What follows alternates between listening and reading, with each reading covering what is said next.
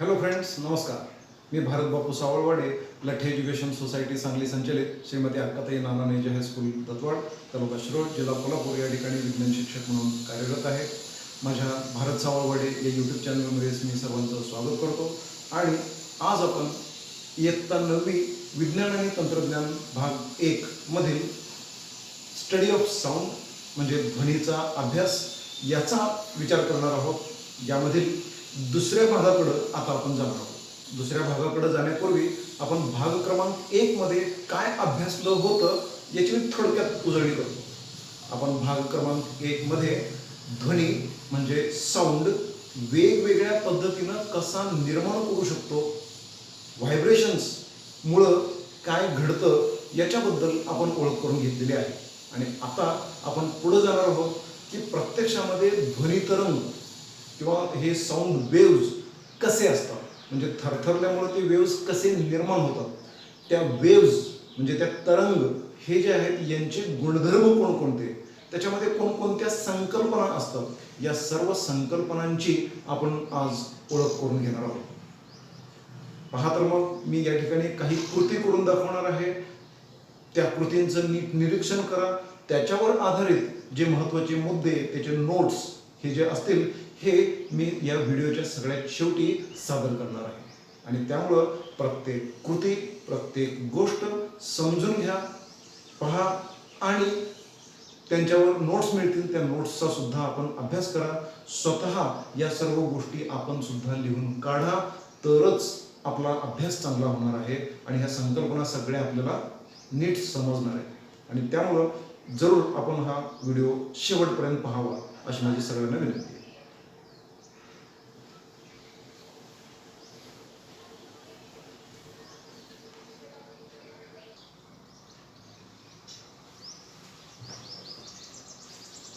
आता मित्रांनो, आपण ध्वनी तरंगांचा अभ्यास करत असताना सर्वप्रथम तरंगांचे म्हणजे वेव्स चे वेगवेगळे प्रकार कोणते यांचा आपण अभ्यास करायचा आहे.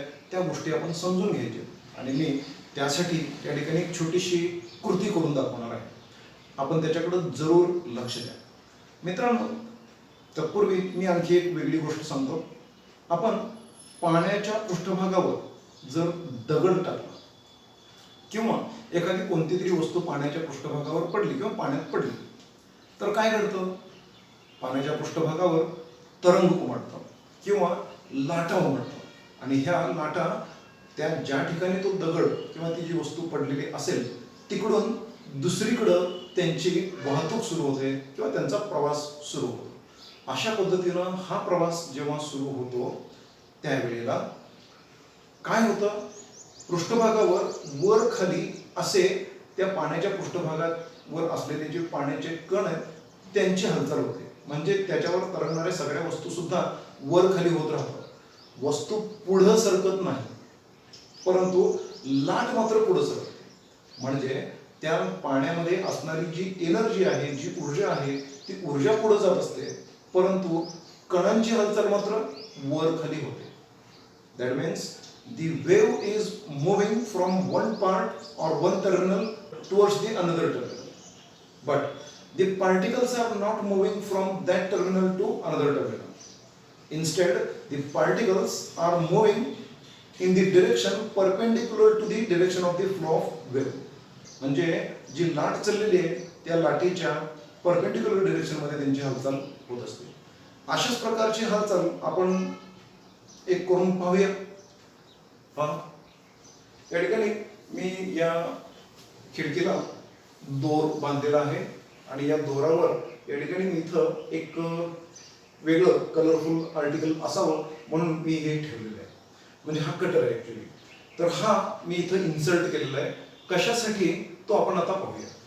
तर इथं मी काय करतोय, माझ्या हातामध्ये दोरीचं एक टोक आहे आणि हे जे टोक आहे हे टोक मी त्याला एनर्जी देतो.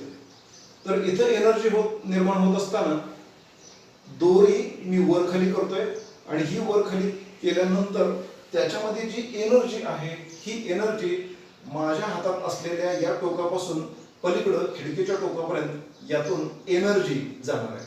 म्हणजे एक वेव्ह पास होणार आहे. ती मी या ठिकाणी थोडक्यात दाखवते, जरूर पहा. ठीक आहे. या ठिकाणी जी काही हालचाल होते या हालचालीमध्ये ही जी वस्तू आहे ही वस्तू कोणत्या दिशेने हलते, वर आणि खाली अशी त्याची मोशन चाललेली आहे. That means the object is moving in up and down directions, but the wave is passing in the direction from left side to right side. That means now the particle is moving in perpendicular direction of the propagation of wave. Such type of wave is known as transverse wave.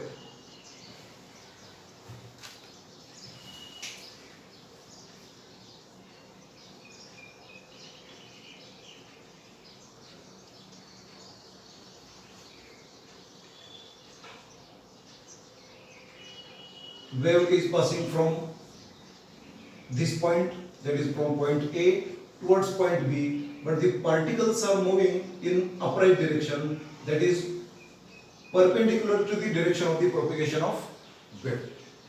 तर मित्रांनो, आता अशा पद्धतीनं जे transverse wave आपण पाहण्याचा प्रयत्न केला, तशाच पद्धतीनं ट्रान्सव्हर्स वेव्स पाहण्यासाठी आणि लॉन्जिट्युडिनल वेव्स पाहण्यासाठी मी माझ्या हातामध्ये एक डिव्हाइस घेऊन आपल्यासमोर उभा आहे आणि याला आपण स्लिंकी असं म्हणतो.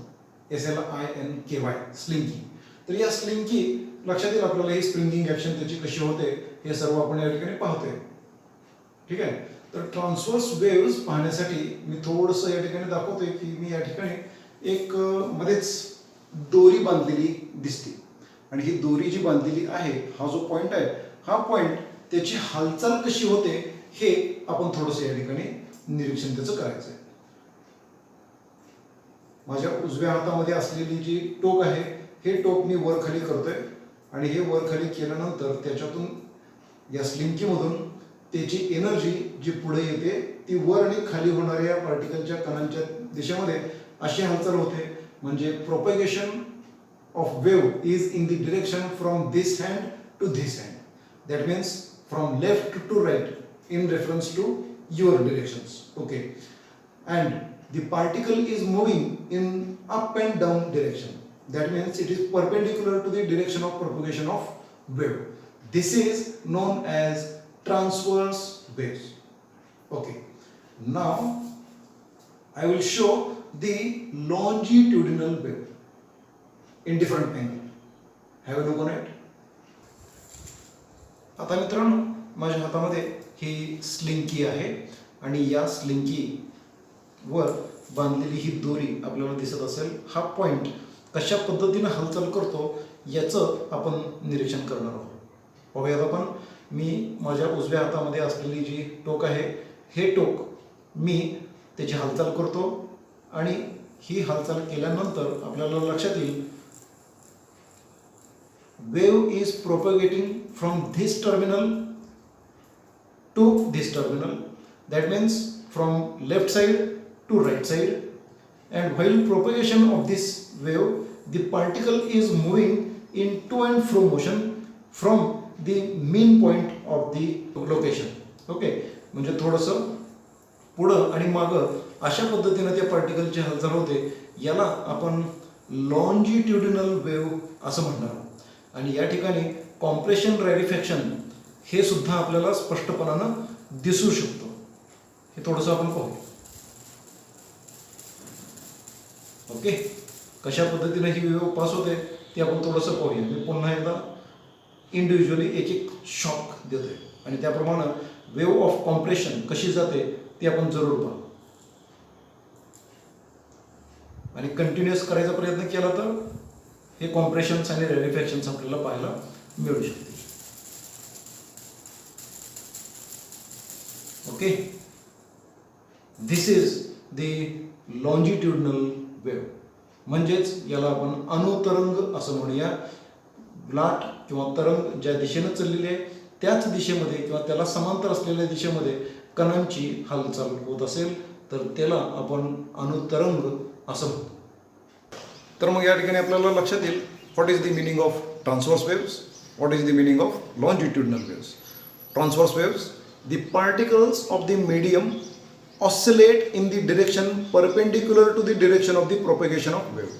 वेव्ह चाललेली आहे आणि पार्टिकलची हालचाल मात्र वर खाली होते. That is the transverse waves. In Marathi we can call it as अवतरंग. ओके, म्हणजे मराठीमध्ये तिची व्याख्या कशी होते पहा. एखाद्या तरंगाच्या प्रसारणाच्या दिशेच्या लंब दिशेमध्ये माध्यमाच्या कणांची हालचाल जर होत असेल किंवा त्यांची दोलनं होत असतील तर अशा तरंगांना अवतरंग असं म्हणायचं आहे. आणि दुसरा आता प्रकार आपण पाहू, लॉन्जिट्युडिनल वेव्स, म्हणजेच मराठीमध्ये त्याला आपण अनुतरंग असं म्हणतो. The particles of the medium oscillate in the direction parallel to the direction of propagation of wave. म्हणजे वेव्ह ज्या दिशेनं चाललेली आहे त्याच दिशेच्या समांतर पद्धतीनं त्या कणांची हालचाल जर होत असेल तर त्या वेव्हजना लॉन्जिट्युडिनल वेव्स किंवा अनुतरंग असं म्हणायचं आहे.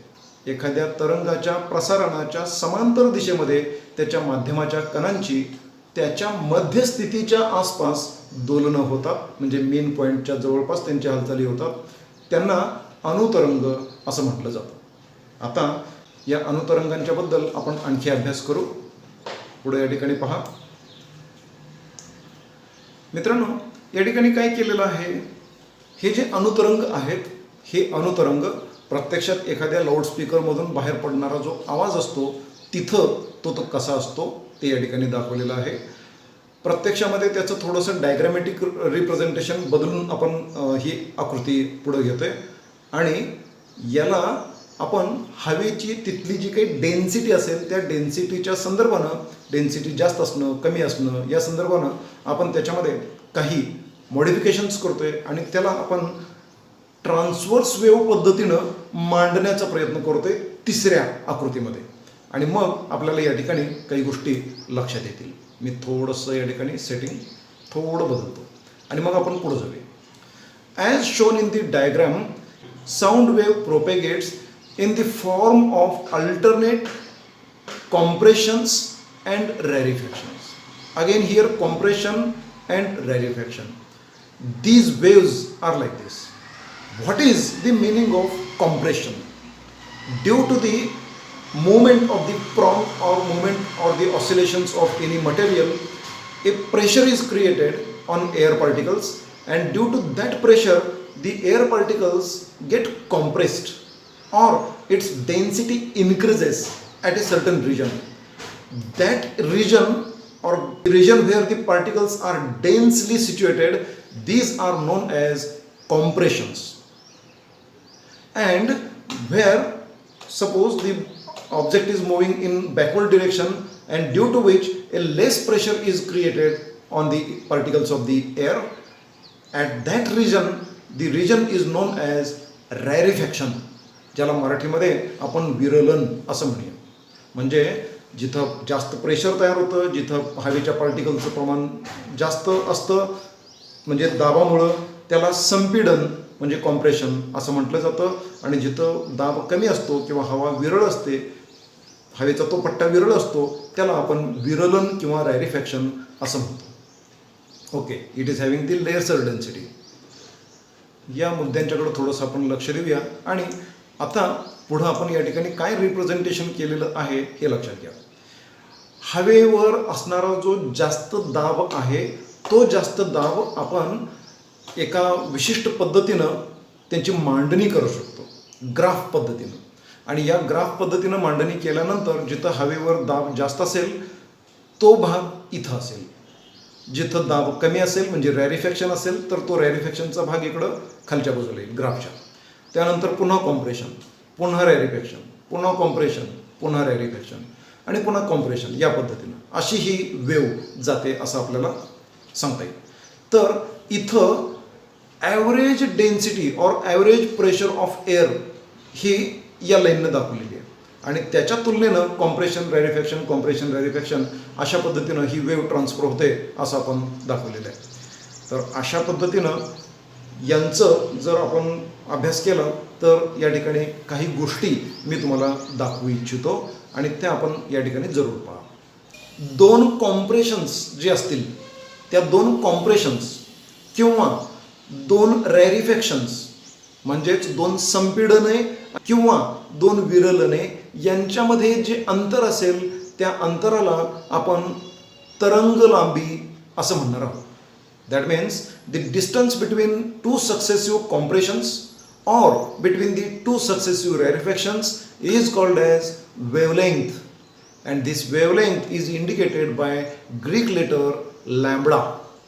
हे या उलट्या y न दाखवलं जातं and its SI unit is meter. आणि हे मोजायचं कशात आहे? अंतर आहे हे, आणि हे अंतर असल्यामुळं हे मोजायचं कशामध्ये? मीटर या एककामध्ये मोजायचं आहे. ओके, त्यानंतर पुढील मुद्दा आहे फ्रिक्वेन्सी. आता फ्रिक्वेन्सी म्हणजे काय? मराठीमध्ये त्याला आपण वारंवारता असं म्हणणार आहोत. आता वारंवारता म्हणजे काय? तर एका सेकंदामध्ये किती कॉम्प्रेशन्स एखाद्या विशिष्ट बिंदूपासून पुढं निघून गेलेले आहेत ते मोजणं म्हणजे वारंवारता. That means number of oscillations produced in 1 second is called as frequency. Okay, it is indicated by Greek letter nu, आणि तो या स्मॉल व्ही सारखा आहे, थोडासा कर्वड आहे. ओके, या पद्धतीनं तो आपल्याला दाखवायचा आहे. SI unit of frequency is hertz.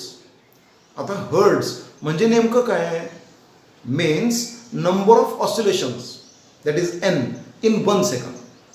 That means hertz is equal to number of oscillations n divided by s, that means 1 second. म्हणजे 1 सेकंद कालावधीमध्ये किती संपीडनं आणि किती विरलनं त्या विशिष्ट बिंदूपासून पुढं निघून जातात त्या संख्येला आपण वारंवारता असं म्हणणार आहोत. नाव नेक्स्ट इज ॲम्प्लिट्यूड म्हणजे आयाम. आता ॲम्प्लिट्यूड किंवा आयाम म्हणजे काय? आपण पुन्हा एकदा हा थोडासा ग्राफ रिपीट करतो आहे. आपण या ग्राफकडं पुन्हा एकदा येतो आणि काही गोष्टी पुन्हा आपण रिपीट करतो आहोत. मित्रांनो, या ठिकाणी सर्वात पहिल्यांदा आपण सांगितलं त्याप्रमाणे लॅम्बडा म्हणजे तरंग लांबी, दोन कॉम्प्रेशन्सचा जो मध्यबिंदू असेल त्यांना जोडणारी जी लाईन असेल त्याची लांबी म्हणजे लॅम्बडा म्हणजे त्याची तरंग लांबी, किंवा दोन रॅरिफॅक्शन्स असतील त्यांच्या मिडपॉईंटमधील जे अंतर असेल त्या अंतराला आपण म्हणणार आहोत वेवलेंथ म्हणजेच तरंग लांबी, की जी लॅम्बडानं दाखवली जाते. त्यानंतर पुढं आपण पाहिलं, समजा इथून एक वेव आली, इथंपर्यंत एक वेव पूर्ण झाली. एका सेकंदामध्ये अशा किती वेव्ज या विशिष्ट एका बिंदूपासून पुढं निघून जातात त्यांचं मोजमाप केलं तर आपण काय सांगणार आहोत? वारंवारता किती, म्हणजे किती वेव्ज पास झाल्या एका सेकंदात, त्याला आपण म्हणणार आहोत वारंवारता म्हणजेच frequency. Number of oscillations passing through a point in 1 second is non as frequency. And next one is the amplitude म्हणजे मीन पोझिशन, मीन प्रेशर, त्या हवेवरचं तिथलं जे काही असेल त्याच्यापासून जास्त दाबाचं जी हवा निर्माण होणार तो दाब किती ते जे मोजणं आहे त्याला म्हणायचं आहे ॲम्प्लिट्यूड, किंवा त्यालाच म्हणणार आहोत आपण आयाम. आणि हा आयाम लाऊडनेस निश्चित करतो. ॲम्प्लिट्यूड ही संकल्पना काय आहे हे आता आपल्याला लक्षात आलीच असेल, आणि ही ॲम्प्लिट्यूड ए या सिम्बॉलनी दाखवली जात असते. Now next is time period of wave म्हणजे काय? तरंगकाल. तरंगकाल म्हणजे काय? तर एक तरंग पूर्ण होण्यासाठी म्हणजे एक विशिष्ट कॉम्प्रेशन तयार झालेलं आहे, ते कॉम्प्रेशन आणि रॅरिफॅक्शन झाल्यानंतर आणखी कॉम्प्रेशन तयार होण्यासाठी म्हणजे एका कॉम्प्रेशनपासून दुसऱ्या कॉम्प्रेशनपर्यंत जाण्यासाठी जेवढा कालावधी लागतो त्याला म्हणायचं आहे तरंगकाल म्हणजेच टाईम पिरियड ऑफ वेव्ह.